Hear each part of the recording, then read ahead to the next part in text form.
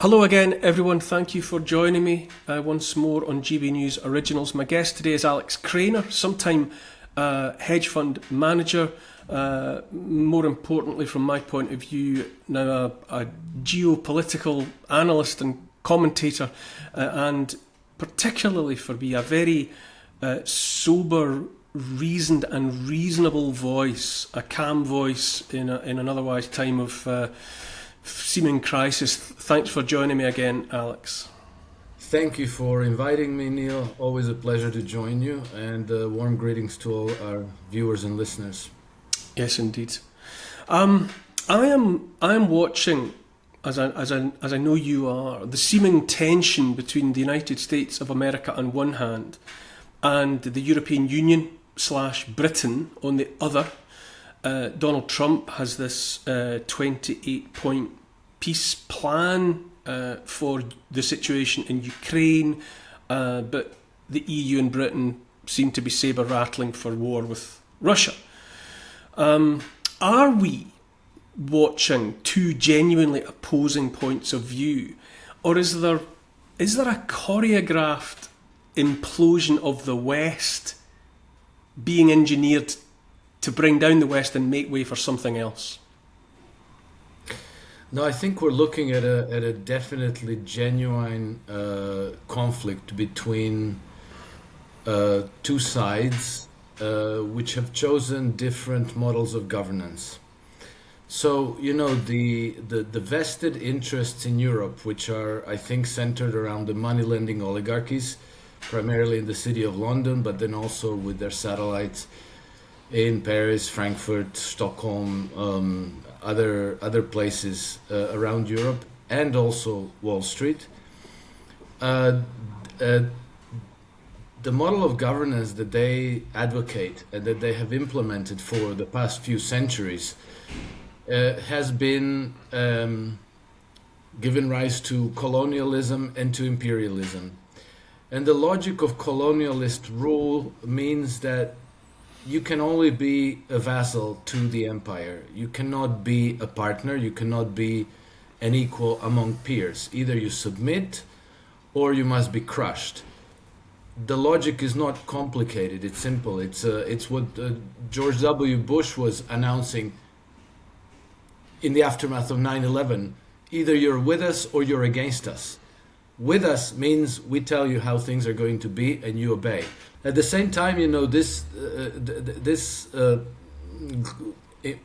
imperial rule has cost disproportionately the United States in terms of their economic resources, in terms of their political, diplomatic resources, and in terms of their military resources. So the United States, as all empire in the past, to maintain this empire, they have been growing weaker and weaker and poorer. And we can see this just by looking at the state of American infrastructure, their cities, their gutted middle class and industrial base and so forth.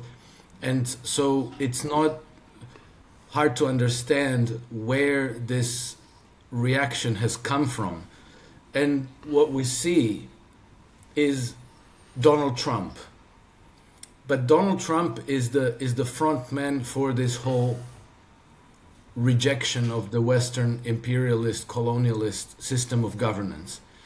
So we've already seen in January when Marco Rubio was having his confirmation hearings that he said something that should have sounded very troubling to people in Europe. And he said, we consider the post-World War II global order to be more than obsolete, and it's been weaponized against us. And so that signaled their intention to extricate themselves from their imperial overreach. And another thing Marco Rubio said is that the new reality in the world are the multipolar integrations. Well, what does that mean? That means that the United States is, under Donald Trump's administration, is intending to shift course. And I think that current negotiations with Russia, Trump's rejection of Europeans' demands that he issue security guarantees for Ukraine, which actually was extremely important because that would have been a tripwire for World War III. His negotiations with the Russian, I believe, similar negotiations going on in the background with the Chinese. I think that they're also negotiating with the Iranians. I think all of this is providing support for the idea that the shift is genuine, and then the national security strategy that was issued last Thursday on the 4th of December corroborates this entirely. It basically formulates a strategy that's a radical departure from the status quo. And I see that many people are reading it differently, because it does leave some doubts as to whether it's sincere, whether it's genuine. But I think it's, like, this is not just Trump talking. This is not just Trump. And I believe that the Trump movement represents a much, much broader base, which is seeking to return to American Republican roots, which, as we know, were planted as a rejection of European colonialism. That's how the United States became a nation. And it seems to me that that's what they want to be again. They want to be an industrial powerhouse. They want to trade with the rest of the world. And in that sense, I believe that their national strategy becomes not the same, but perhaps compatible as that of China. Like if you're an industrial superpower, if you want to be an industrial superpower, then you benefit from the world, which has maybe several billion affluent consumers all over the place in the global south and so on, that you can compete for, rather than everybody being impoverished and you relying on some system of open trade where every trade flow is financialized to the benefit of a very, very narrow segment that sits on Wall Street in the city of London. When you talk about Donald Trump being the front man for something grander and something less visible than, say, whatever, the Republican Party or the United States of America, to what extent are we in a post-national government world now? I mean, should people like you and I forget about national governments? I mean, are they also just low down, right down at the bottom of the pyramid of power, just speaking and enacting thoughts and decisions that are being taken by transnational entities? Well, let's say that our overlords are not the first generation that has attempted to create a society in three castes, basically the masters, the guardians, and the slaves. And they have no need for nations. And so we've seen them, announcing and prophesizing the end of nations, that, it's an obsolete concept. They want to create this monoculture where everything is subordinated to them, and we are all just worker termites that, they say it themselves, hackable animals, that they run, and there's no national governments, no democratic institution between them and us, just the guardians, right? Just the enforcers, let's say, the Praetorian Guards and the police and the, whatever you might have there. The new American national security strategy reaffirms the nation as the main political entity that defends the rights of the people living in that nation. And I believe that's, rightly so. And ultimately this was the democratic expression of the American people who voted against Kamala Harris, right? And the continuation of the Obama-Biden regime, which was very much globalist, seeking to dilute American sovereignty in favor of this globalist project dictated from the city of London and Davos and so forth. And they voted for Donald Trump. Maybe not because Donald Trump is the best candidate there that United States can produce, but it was the only candidate that was offered as an alternative. And so Trump is what he is, but I think that the rejection is broad-based. I believe that it's backed by the red-blooded America. It's all of it is kind of in there in that national security document. Return to nations, reaffirmation of family, return to traditional family values, economic strategy centered around the worker, reindustrialization, a reform of banking, which is not really spelled out, but what is spelled out is a use of technologies to spread development and prosperity to all regions of the United States. I can't think of any technology that could achieve that other than a reformed credit allocation system, which means that you need to create local and regional banks that fund local and regional small, medium-sized businesses. But of course, if you mention reform of banking in that document, then you get the whole of Wall Street on your back, and there's already enough people in the United States that want Trump dead, that document probably had to be drafted in the way that it is drafted. In let's say that the death throes then of the European Union imperialism, colonialism, in its death throes, I'm hearing talk of a threat to dump U.S.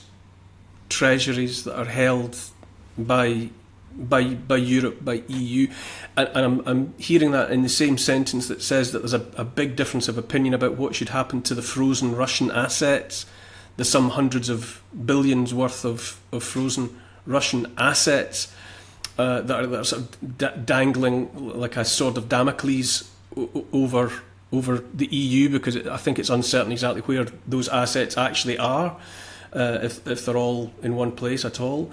But if that was more than just talk in relation to the dumping of treasuries, how much potential damage could that do, even if it was only spiteful by the EU, and even if it brought down the temple for everyone? How much damage could be done by that kind of action? I think the damage will be very, very considerable. Back in August, when the meeting in Alaska was being held, I published an article on my Substack. The title was "Alaska and the Fate of Russian Frozen Assets," because one of the things that was, to me, almost obvious, because it's right there, a very obvious thing for the United States and Russia to do was to transfer those assets into American custody, because the United States and Russia began to talk. They reestablished diplomatic relations, and there was obviously some goodwill and cooperation emerging between them. Russia is very important for the United States, even though maybe most people today don't recognize them, but equally the United States is extremely important for the Russians. So I thought that one day for sure the Russians would give the order to European institutions, transfer the balance of our assets to the United States. They would say, like, no way. But if Trump says, no, do as you're told, then they have no choice. They have to transfer them. Here's the reason why that's going to be extremely destructive for the Europeans. I believe that the governments in London, in Paris, in Berlin in particular, were counting on using those assets as collateral.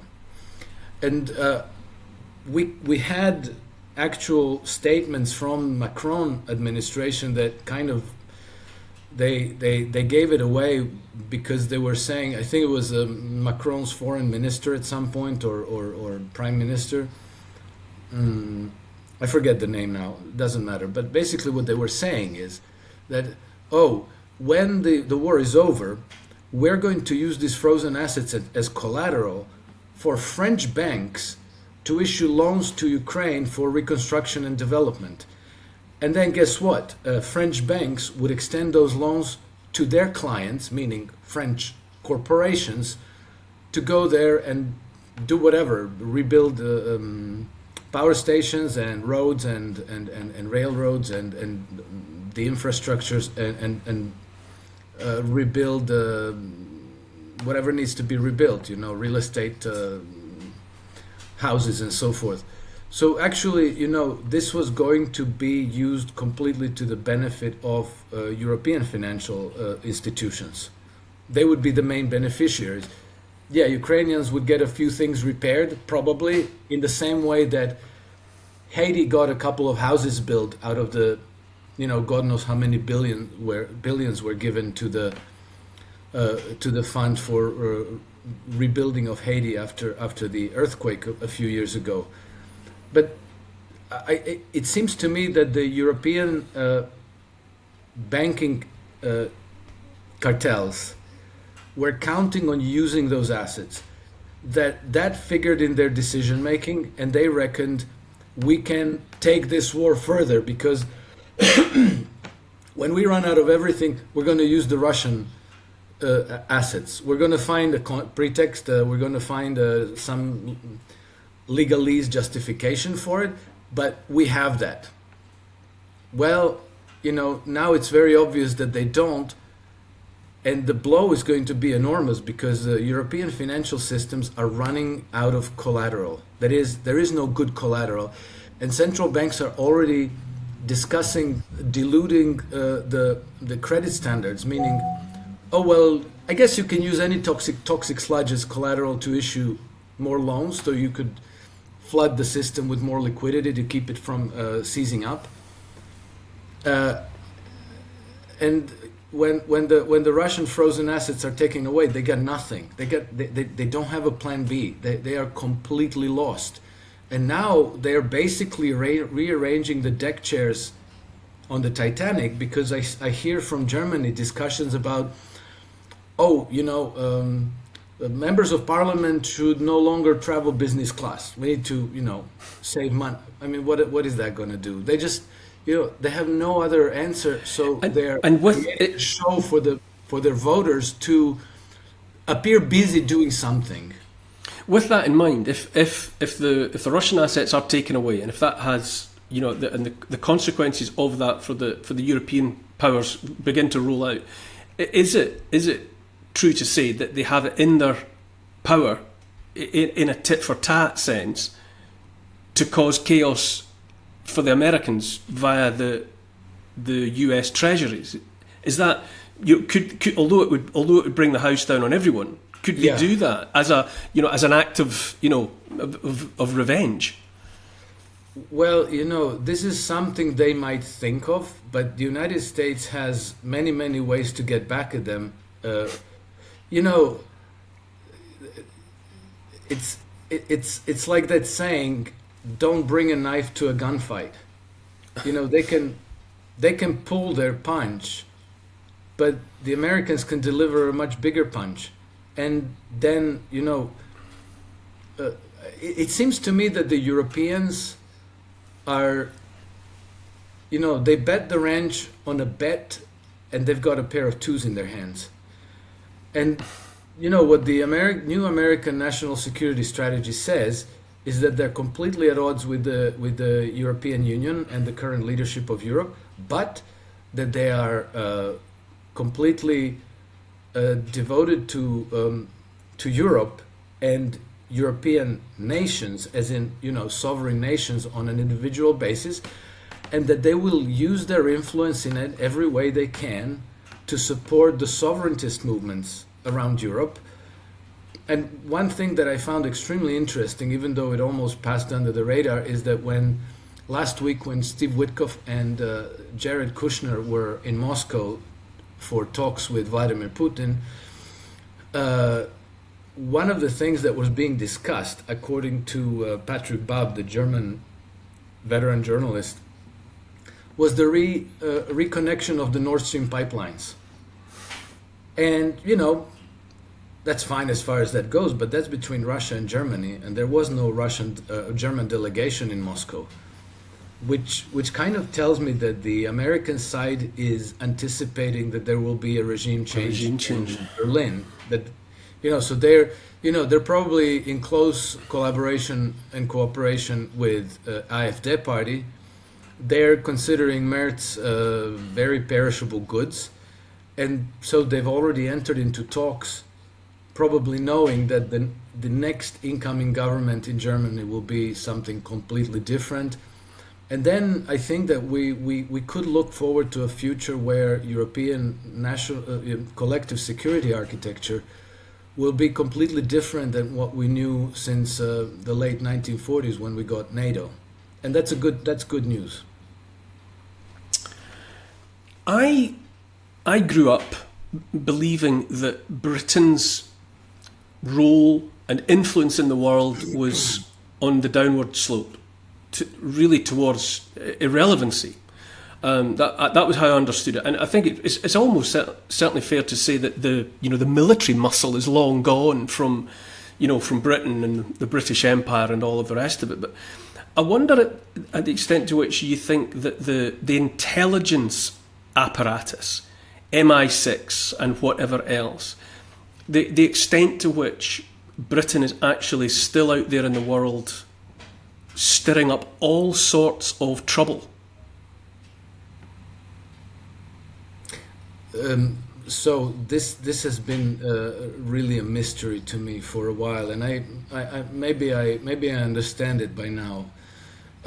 I've noticed on the experience in the Middle East, experience in the Balkans and elsewhere, that Britain acts through intelligence agencies, through non-government organizations, and we're talking about literally hundreds, if not thousands, of individual organizations in any place, but particularly in places where they're very interested in the outcome, like Lebanon, Syria, Bosnia and Herzegovina, and so forth. And they exert influence in that way. And we've seen over the last few years, in country after country after country, they signed military cooperation agreement with Britain, which I couldn't understand why. Like Bosnia did, Macedonia did, Kazakhstan did, Lebanon, Turkey, Poland, Sweden, France, Denmark, Ukraine, of course. I mean, when I did a search on a search engine on the internet, Britain signs military cooperation agreement with, it's like 24 countries came down. And I couldn't understand why or how they have this influence, because it's not like they have the world's most advanced weaponry. It's not like they have this massive military that can intervene everywhere. No, I mean, on the face of it, they're writing checks that their military body can't cash. Yes. They're stirring up trouble. They're picking fights. Correct. As though in the expectation of then just holding somebody else's coat to go in and do the fighting. Yes, that's correct. And they're literally writing checks. And so we have to ask ourselves, where's all the money come from? Great Britain is practically broke. Where's the money coming from? And then it hit me. I was listening to an interview with Alistair MacLeod, who, he's a former banker. He understands finance probably better than most people out there. And so he was talking about the Eurodollar market.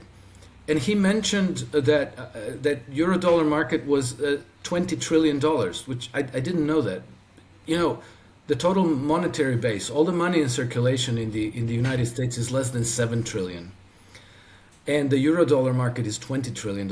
And the market is controlled by the City of London. It's mostly in the City of London, but also in this spider web of offshore centers that London controls. So this is where the money is sloshing around, and it's under their control. And most of the world still trades with dollars that are not controlled by the United States government or the Federal Reserve, because it's like the American currency, but it circulates outside of the United States. It's a huge problem, but it seems to me that the whole British apparatus gets to draw on this enormous amount of wealth, and the wealth against which they write checks. And so, among other things, Bosnia, which has nothing whatsoever to do with Russia, in Bosnia, something like 60% of people believe that their greatest enemy is Russia. There's, no reason to believe that, except that, it's one of those lies. If you pump it out there and you keep repeating it, people kind of buy it and believe it. And so, they're in Bosnia, they're in Lebanon, they're in Syria, they're in Myanmar, they're in Saudi Arabia. On whose behalf? It's kind of going back to my original point about we're invited to think it's United States of America this, European Union, or France, or Britain that, or Russia this, or China that. But it's hard to swim away from the pool of the idea that there are just nodes, that the intelligence node might be British, and that Wall Street might be the money, but that ultimately we're looking at a pantomime of nations and competing national desires, when in reality the nodes of power all connect in the one central place, be it the Bank for International Settlement or whatever. It feels as if the idea of competing ideologies is somehow bogus. I mean, how else to explain what British intelligence is out there doing with this slush of 20 trillion euro dollars? Who are they doing it for? On whose behalf? I think that's the easy question. They're doing it on behalf of the banking cartel, which is headquartered, the most powerful interests in that banking cartel are headquartered in the city of London. Their most powerful satellite is Wall Street, and then Paris, Berlin, Stockholm, Rome, etc. And you're absolutely right that it's not nations. It's not the United States this and Great Britain that. It's always been the case that the empires stemmed from very narrow groups of vested interests that then take a nation as a host, right? So you get British Empire. Now you have the American Empire. Before you had the Dutch Empire and the Spanish Empire and the French and the Venetian Empire and so forth.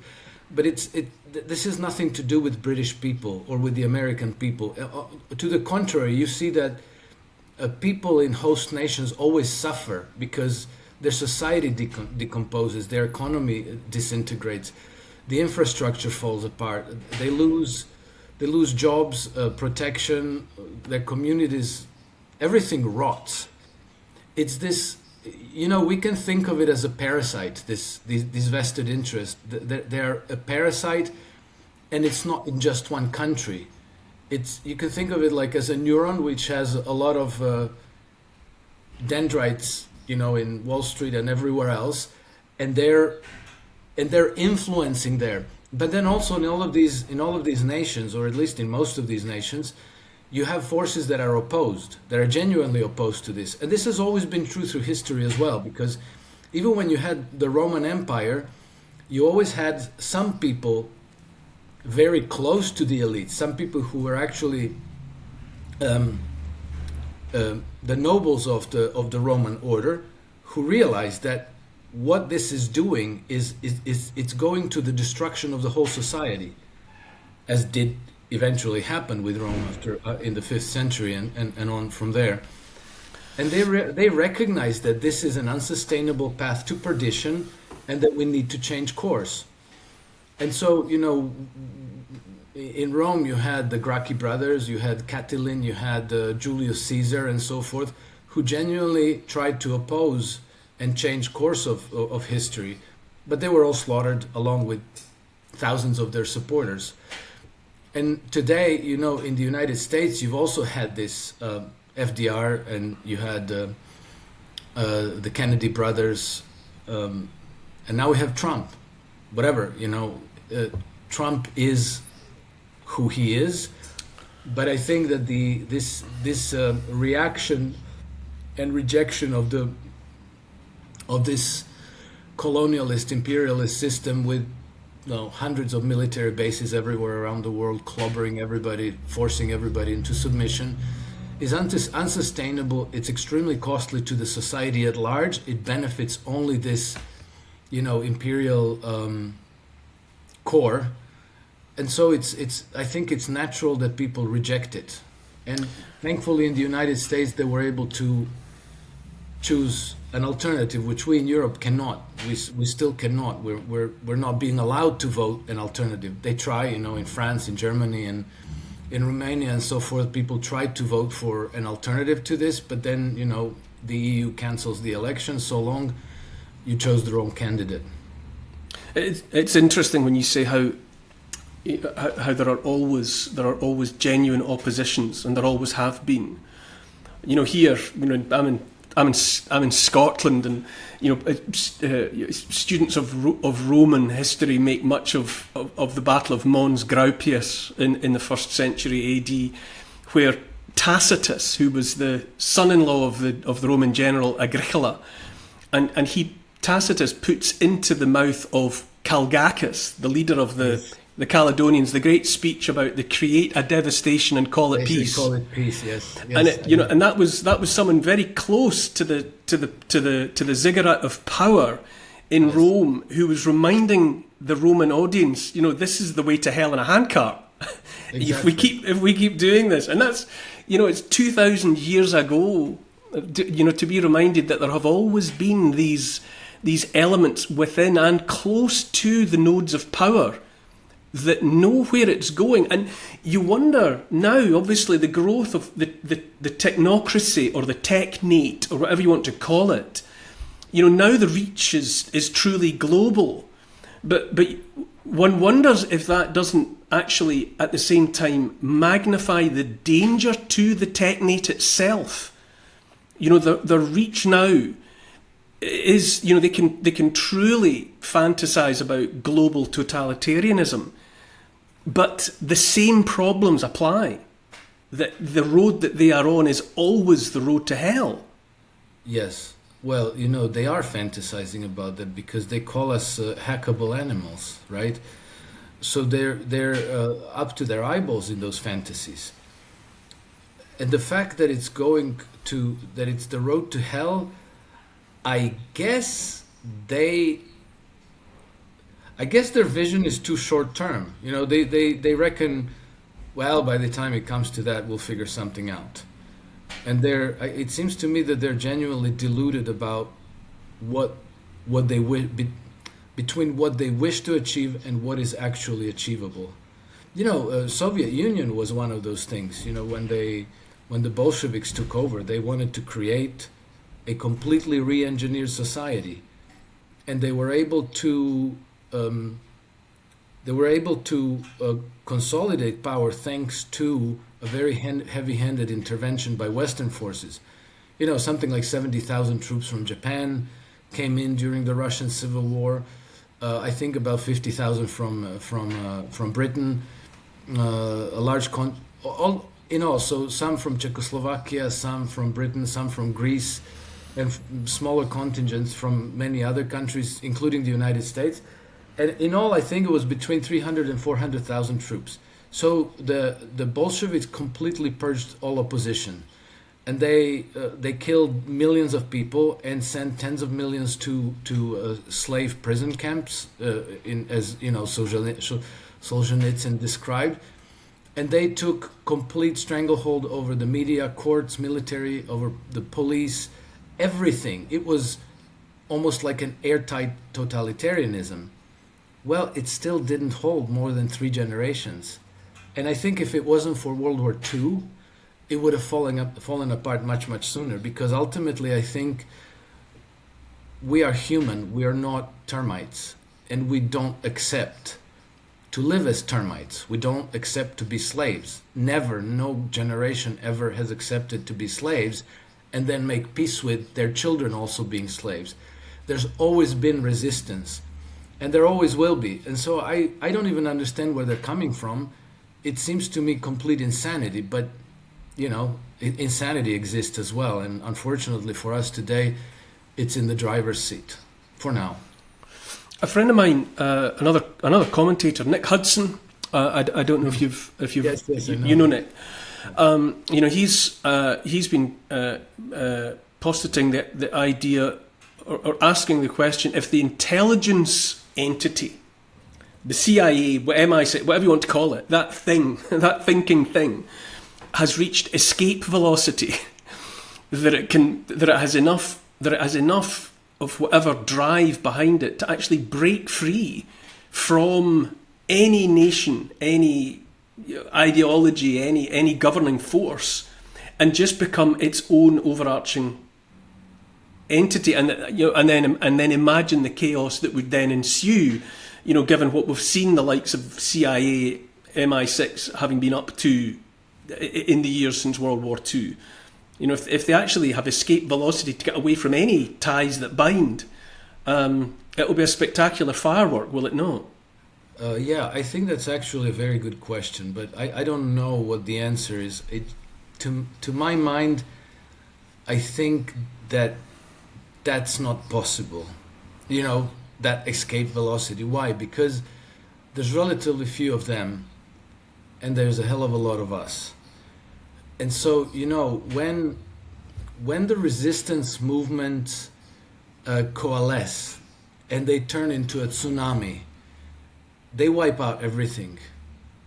And so they, you know, while the society is relatively stable, and then resistance is just a little bit here and a little bit there, they can cut it all down. They can stomp it out.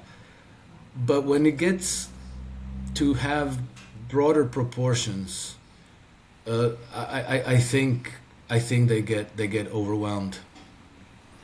Do you think I'm seeing a lot of people speculating that, you know, around before the end of the year or early next year, that something financial must surely come to pass in terms of in terms of some other kind of breaking point. You know, a lot of speculation about the US economy being held up by, you know, the AI bubble of 6 companies that are just providing one another with blood transfusions to the point of anemia, and then holding their breath till they get their own turn at the needle to get the oxygenated blood back into themselves.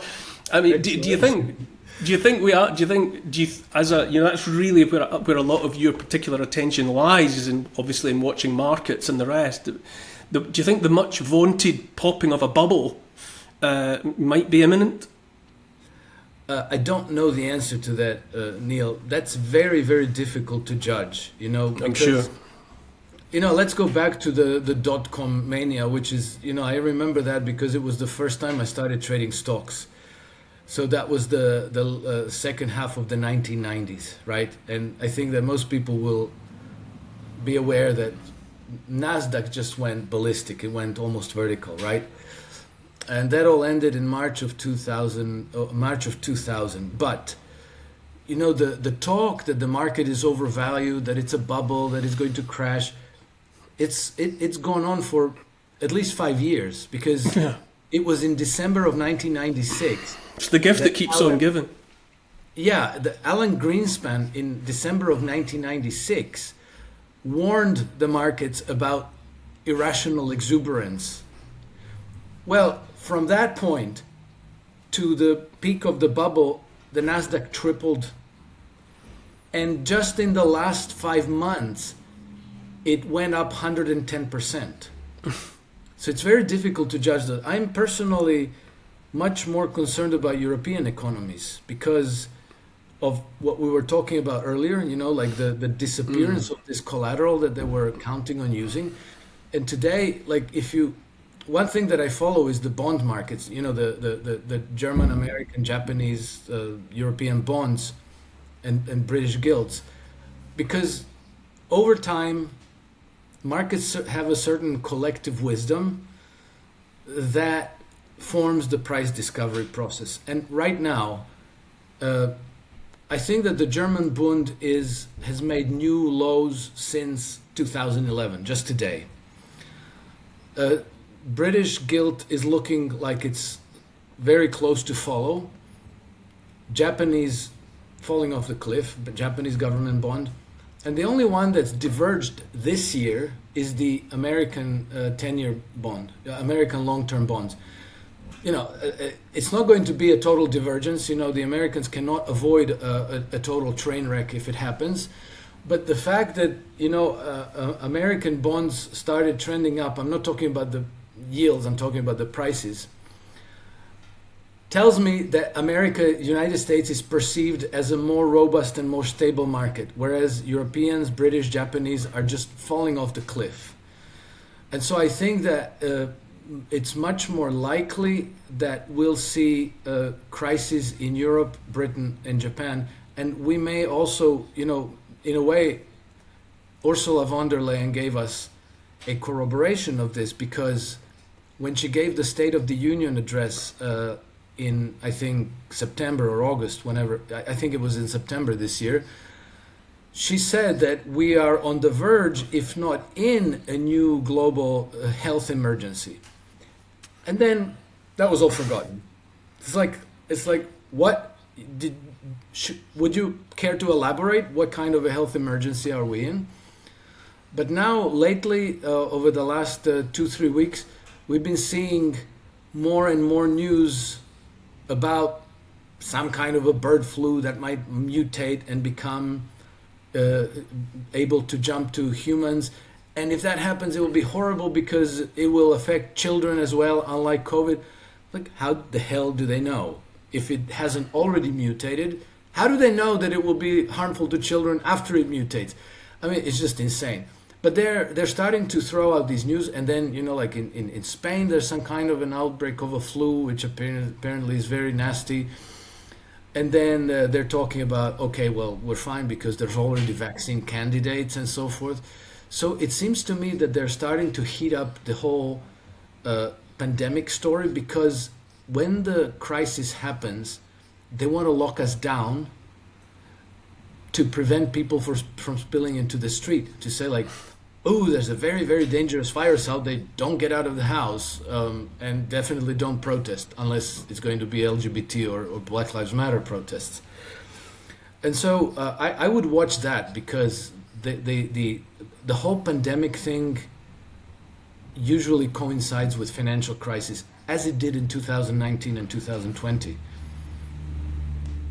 Yeah, I mean, Gerald Talenti obviously says, when all else fails, they take you to war. But if the EU powers finally accept that they simply can't, that nobody believes for a minute, which I think they might be waking up to the idea that no one believes for a minute that the European powers are going to go to war with Russia, then, as you say, just as in 2019, 2020, they have to frighten everybody back into their houses. It's all they've got. It's becoming so. If it's got to the point where we're all making these predictions knowledgibly about what move they must make, it's gone from any kind of game of chess to tic-tac-toe. It's noughts and crosses. We know where they have to put their X. Yes, exactly. And so I think that that's coming, and I think that we have to be very careful. Another thing that's worrying me greatly is, they've allocated these hundreds of billions of euros to rearmament, supposedly to defend against Russia, which is just about to invade us any day now. I kind of fear that investment might actually be turned inward, because they know that they can't fight Russia. They're not going to win against Russia. But what they can do is fight the domestic populations and stomp out all opposition, protests, any chance of a revolution or a civil war taking place. So that's, we have to be very, very careful, and we have to dust off our history books and remember that history didn't end in the 90s, and that everything that the people in power have done in the past, they're capable of doing it again. And I mean, that's like blood-curdling kind of stuff that we need to really, including famine, including engineered famines. This is something that the Bolsheviks did in order to subdue the Russian population. They simply destroyed food production completely, took full control of all food trade, and explicitly announced, if you're good and obedient, you get some food. If you're not, you starve to death. Goodbye. And again, you see it, in Britain, for example, with the pressure the unbearable pressure that's been brought to bear on farmers with the inheritance tax, that's forcing people off of the land, and the dreadful echo of the way in which, as you say, it's Stalin raised the people up against the so-called kulaks, who were just people a generation or two out of serfdom. Yes. Who had got some land and built a brick house on it.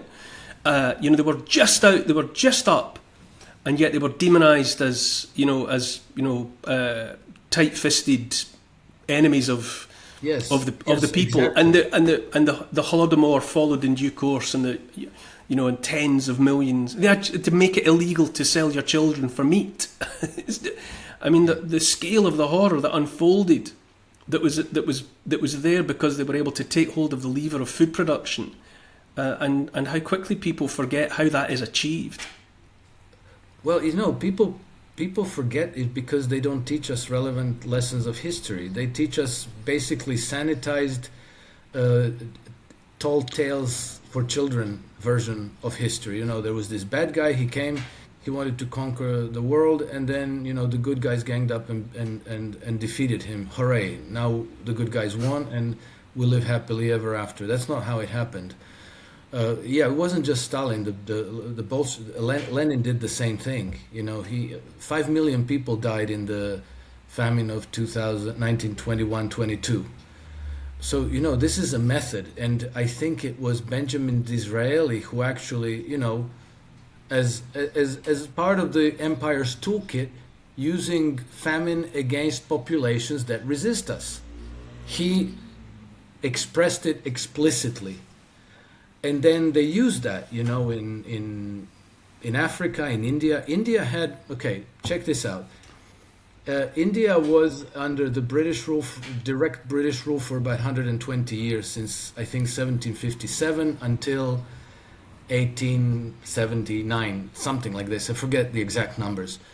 In those 120 years, they had 31 famines. 31. Well, India is an old civilization. They had records. They have records. And they had something like 17 famines in like 1600 years before that. And then they had 0 famine since independence in 1947. So 0 in the last 80 years, 17 in the 1600 years before the British rule, 31 during the British rule. Well, they say that correlation is not causation, but it's interesting at any rate. Yeah. We're getting into pantomime season shortly in this country. It'll be the He's Behind You. You keep your eye out for the state-sponsored bogeyman. It'll just be a case of reading in the newspapers who or what it is we're supposed to be terrified of this particular pantomime season. But Alex Krainer, it's always a pleasure to talk to you. We'll do it again soon. My pleasure. Thank you for your time. Thank you for having me, and take care.